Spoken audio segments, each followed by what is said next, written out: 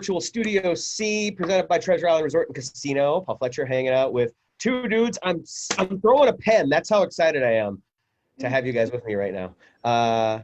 Brandon, Ronnie, the Killers. How the heck are you? Pretty good. How's it going? Doing pretty good. It's good. You just asked me, Ronnie, about like how Minneapolis is. I think we're doing pretty good. I think the state as a whole is, I mean, our numbers and all that kind of stuff, like just the stay at home and all that kind of stuff. Everything is good, and I think we're hopefully kind of starting to see a little light at the end of the tunnel, which is really positive right now. And the weather has turned. We're finally hitting like short sleeves and stuff, so it's good. It's good. That's good to hear. How about you guys? Are you Vegas or are you LA? We're in Utah. We're in Utah right now. Utah. Oh, okay. All right. Fair enough. How are you holding up with all this? We're good. We've been just, I don't want to say stuck here, but we've been planted here for, a couple months, almost 2 months now. Yeah. And so we've just been keeping busy doing things like this. Becoming familiar with video conferencing and Instagram. Yeah, right. Things like that, things that people already do, but we haven't done before. So it's necessities. Yeah, it really is, and it's been kind of, I think we can all admit, no matter how plugged in or unplugged you are, social media can be really, really annoying, and it can be toxic, et cetera, et cetera. But we've actually seen maybe some of the positivity of it come out, and it's been kind of cool. I'll tell you what, we're fortunate. You know what I mean? For what I do, for what you guys do, it's kind of nice to be able to connect this way when we otherwise cannot right now, Absolutely. Brandon, I got to ask you, because I've got two little ones. You got any sweet quarantine tips with the kids for me, or got any sweet, any hacks or that you've come across? We haven't had any trouble. My kids have just adapted, and thank heavens we all get along. And it's been pretty sweet so far. I say baby, my youngest is 9, and wow, about 2 weeks in to it, we were putting him to bed one night, and he said, "Is it okay that I like being quarantined with you guys?" And I was like, sweet. So sweet. It's just like, that's so great. Totally, yeah. So we've been lucky. We were able to get outside and be together. So I don't know. It's been all right. I said the same thing. I didn't get the sweet kind of reaction.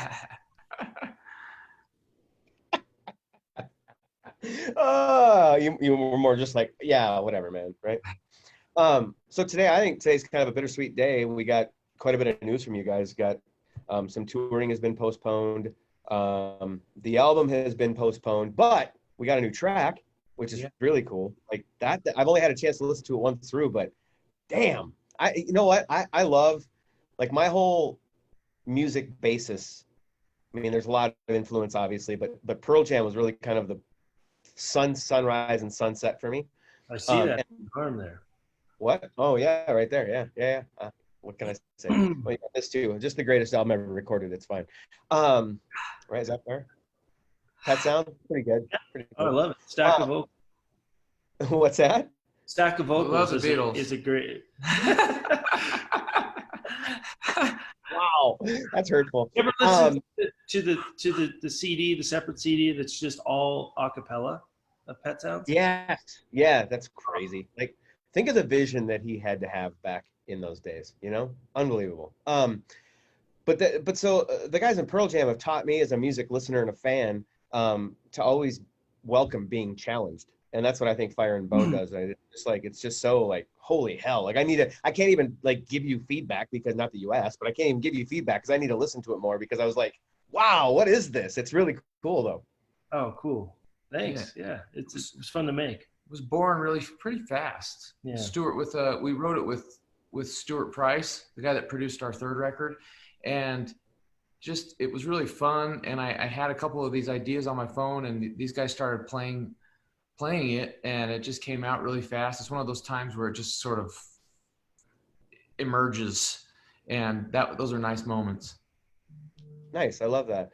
And I actually wanted to speak to something just kind of hit me with caution, and I really loved Wonderful, Wonderful. I think you guys have settled into like a really comfortable place. Do you agree with that?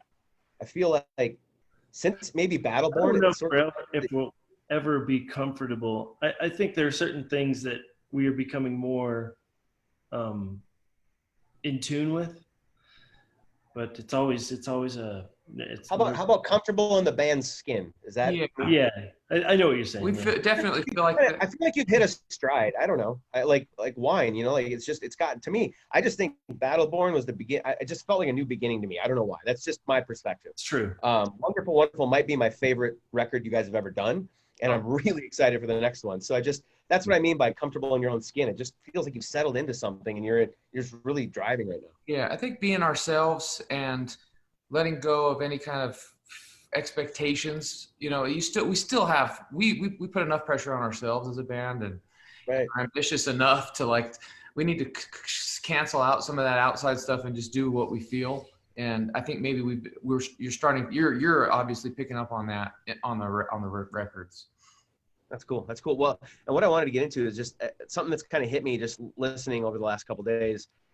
I think you have a really unique and interesting lyrical vernacular. Is that something that is that a craft that you hone, or is it just kind of the way that stuff comes out? Is it kind of a natural thing? Oh no, it's a it's a process. Yeah. It's been a long time coming. I used to let things slide on, you know, there's still some stuff I'm really proud of on the first few records, but I definitely let a lot of things slide, and I don't do that as much anymore. I'm pretty methodical about it. But yeah, but thanks for noticing. Yeah, for sure. And Ronnie, you and I didn't know this about you. We have something in common that it just makes me so happy. You were in jazz ensemble. I was, yeah. Oh God, yeah. Did you play percussion or what? I was a trumpet player. I played drum set. Yeah. All right. And so was that kind of did music start sooner than that for you, or was that kind of like your awakening, so to speak? Or No, that was, yeah. Music started very early for me, but jazz ensemble started in junior high school, and nice. I hated it. I was just listening to punk, and I Wow. didn't. But you know, I wanted to try. There was this guy Kyle who was like the all-star drummer, and I wanted to be as good as he was. Right. Kyle. I remember What's this Kyle guy. doing now? Do you know what Kyle I don't is doing know, now? but he was a fine drummer, and I got in there. I tried out for his seat, and then he quit. He didn't want to do second chair. He was really competitive, and then I didn't like. I knew that the whole jazz ensemble, at least in my school, was very competitive, and I quit a couple of weeks later because I just didn't like compete. It wasn't fun. Gotcha. Well, I mean, You have to play Take Five with joy. for sure. Well, especially at that age, you know, like you wasn't- know, when it's your profession, you maybe don't get to always have fun. There may be time that it's actual work, but when you're that age, it should just be fun, right? Yeah, that's cool. Trumpet, Sure. nice. Yeah, it was fun. I enjoyed it. Those are good times for me. I was competitive, but luckily I was actually fairly good. So it was at the time. So I probably would be awful now if I picked it up. One observation that I wanted that's really puzzling me, the new promo photo or whatever you want to call it, it's you guys all arranged around a vintage truck. Old Yeah. Dodge. Why Dodge? I'm just curious. We had no, we got offered a few options for that, and we just Yeah. we didn't choose it because it was a Dodge. It was black and it looked great. We had this idea for these white suits, so we knew that was gonna pair nicely. Yeah. But we actually both own Fords. What do you have? Do you really? Yeah. Do you really? That's Yeah. so funny. Oh my God, that's so funny. I don't know why it just struck me. I was like, I'm a car guy kind of, so I picked up on the Dodge. I don't know why. It wasn't even an opinion one. It was just an opportunity to be goofy. So when you guys first got started, the primary delivery method of music was different than it is now. Yeah. I don't know. This was the first question that popped into my head when I knew we were doing this. And I'm not even that big of an audiophile. I'm just kind of curious if people listening on their phones as opposed to CDs or vinyl or in AirPods or whatever nowadays, does that change the process at all? Does it change the recording or the mixing or any of that kind of stuff I mean, has it evolved at all, do you think, or is it the kind of the same process? I'll get this one. Okay. Go. Absolutely. It's made our life a living hell.